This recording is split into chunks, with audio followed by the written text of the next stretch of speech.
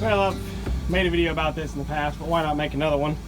I'm pretty sure somebody fussed at me the last time because I said repairing or replacing bucket tooth, and somebody griped and groaned about how I didn't actually repair it, I only replaced it, blah blah blah. I don't care. So I'm gonna replace a bucket tooth today. I broke this one off a couple of weeks ago. Actually, what happened, my hydraulics are still locked in. Actually, what happened,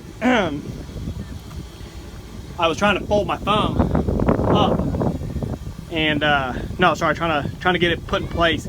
So when I do that, I curl my bucket all the way up against the thumb, and then I use the bucket to curl on the thumb to get the pins, the pins on the boom lined up just right up there.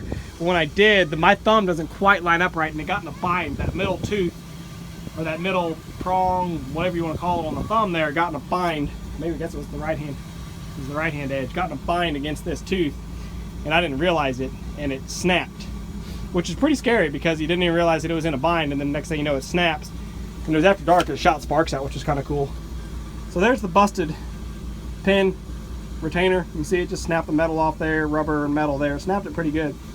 Anyway, the whole point of this, on how to replace these on this particular adapter, this is a P330 pin, and this is an X330 dirt tooth. So once you get your old pin out, which it's got a real thick rubber gasket in there, so it squeezes tight. So to get the old one out, I just have this big flathead screwdriver and a hammer and just tapped it out. But then to put the tooth back on, just slide your new tooth onto the adapter, which I'm gonna have to go through and clean out all this dirt. But you just slide your new tooth on the adapter, hammer your pin in, which you can see it's got a little profile to it, which matches the profile on the tooth, so it'll go in like that. And you just hammer it in, that's it, done. It holds itself in there just because of the squish on that rubber. Some guys will weld them. I think some of my teeth have, like this one. No, that was not welded. One or two of my teeth here, this one's been welded. For whatever reason, that was like that when I bought the machine. So they put the pin in and then welded around it. I don't think that's really necessary. The ones that I've replaced on this machine since I've owned it have never fell off. I've had, assuming they were all on there when I bought it, I think it was these two. Maybe it was these two, I don't remember. But I had two of them off at one point from when I was doing all my clearing, and I'd break them and lose them and didn't even realize it.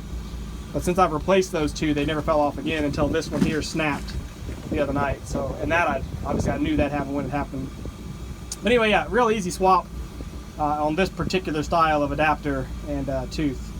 So yeah, replacing a bucket tooth.